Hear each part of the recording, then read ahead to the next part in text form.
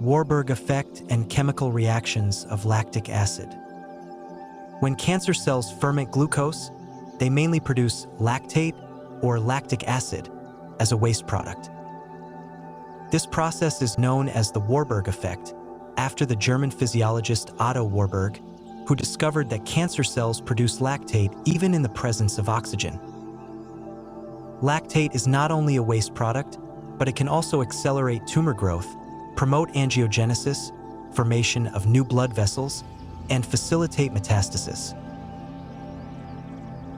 In addition, the acidic environment created by lactate can inhibit the body's immune response against cancer cells. The formula for lactic acid is C3H6O3. Lactic acid is an organic compound with a carboxyl group and a hydroxyl group attached to a central carbon. It is a common product of anaerobic glucose fermentation. The combination of chlorine dioxide with lactic acid can result in a chemical reaction that produces sodium chloride, carbon dioxide, and water. This reaction is an oxidation reduction in which chlorine dioxide acts as an oxidizing agent. The simplified chemical equation for this reaction is ClO2 plus C3H6O3 NaCl plus CO2 plus H2O. Products of serious reaction: sodium chloride, table salt, carbon dioxide released into the atmosphere and water. It is important to note that chlorine dioxide is a highly reactive chemical compound and should be handled with caution. The combination of these compounds must be carried out under controlled conditions and with the appropriate safety equipment. Chlorine dioxide is a small, linear molecule.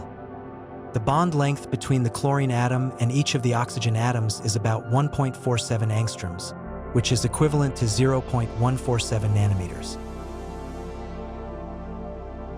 The molecule has a bond angle of about 117.6 degrees.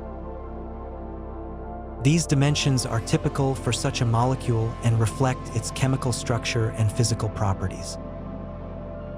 Although there is no widely documented exact measurement for the pores of pancreatic cells, an example, we can make an estimate based on the size of the pores in similar glandular cells. Pores in glandular cells, such as the acinar cells of the pancreas, are usually about 10 to 100 nanometers in diameter. These pores allow the passage of digestive enzymes and other molecules necessary for the exocrine function of the pancreas. We can conclude that the penetration and reaction capacity of chlorine dioxide are ideal to counteract the effects of acidosis.